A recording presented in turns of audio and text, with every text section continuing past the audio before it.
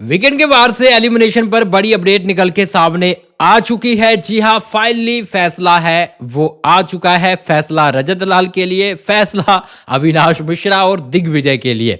क्या हुआ है, किसका एविक्शन हुआ है इन तीनों में से, मैं आपको पूरी अपडेट बताता हूं। लेकिन फराह मैम ने क्या बोला है, फराह खान है वो इस बार वीकेंड का वार शूट करने वाली है, क्योंकि सलमान खान है उन्होंने पहले क्लियर कर दिया था कि इस बार मैं फ्राइडे को नहीं आऊँगा, मैं इस बार थर्सडे को ही आऊँगा और तभी शूटिंग करूँगा, क्योंकि फ्राइडे का मेरा कुछ शेड्यूल है।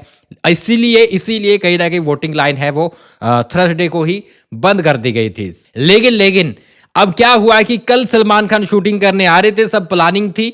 इसी बीच क्या हुआ कि महाराष्ट्र के सीएम ने भाई साहब शपथ ग्रहण की, वहां पर इनविटेशन आ गया। वहां पर हमने सलमान खान को भी देखा, शाहरुख खान को भी देखा, सभी के सभी, संजय दत्त, सभी के सभी ज्यादातर एक्टर वहां पे नजर आए थे। तो एज ए वीआईपी वहां पर सलमान खान को जाना था, है ना।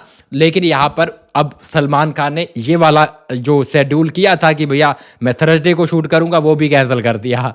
तो भैया फिर इन्होंने एंड में प्लानिंग बनाई कि चलो फराह मैम को बुलाते हैं, लेकिन अब वो कल ही बुलाएंगे, फ्राइडे को आ जाएगी। और आज है, फराह मैम पहुंच चुकी है। जी वीकेंड के बाद से बड़ी अपडेट निकल के सामने आ रही है, वो पहुंच चुकी है और शूटिंग है वो भी शुरू हो चुकी है। उन्होंने क्या बोला है इन तीनों को लेकर, देखो गाइज, मैं आपको जैसे बता रहा था कि इन तीनों में के बीच में लड़ाई हुई है, झगड़ा हुआ है, और वो हमें प्रोमो में भी दिखा है, लेकिन सच्चाई कुछ और थी। जी हाँ, ये चीजें लग रही थी कि दिग्विजय को अविनाश मिश्रा ने और रजत दलाल ने अच्छे से कूटा है, मारा है, बट ऐसी सच्चाई नहीं है।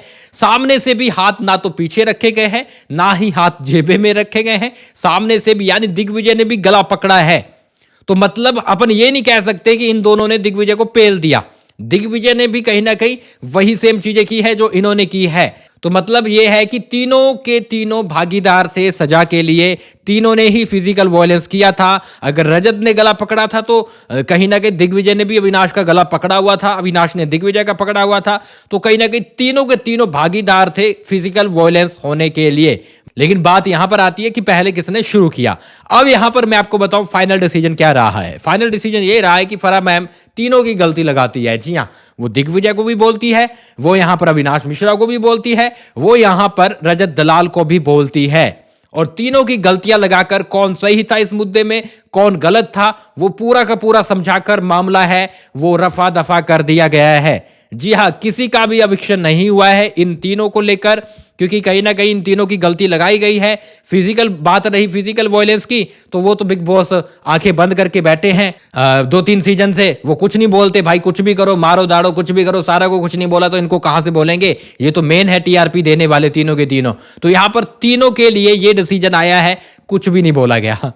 फराह मैम ने तीनों के लिए सुनवाई की और 4-5 बातें बोल दी तीनों को ही, और फाइनल डिसीजन ये रहा कि तीनों का एविक्शन नहीं होगा, घर में ही रहेंगे। मुद्दा वहीं पे ही खत्म कर दिया गया है। अच्छा, अब आप ये बोलोगे कि भैया एविक्शन हुआ किसका है। यहां पर मैं आपको बताऊं, कशिश की चीजें चल रही थी, लेकिन कशिश का डिसीजन है लगभग 8-9 बजे तक आने वाला है।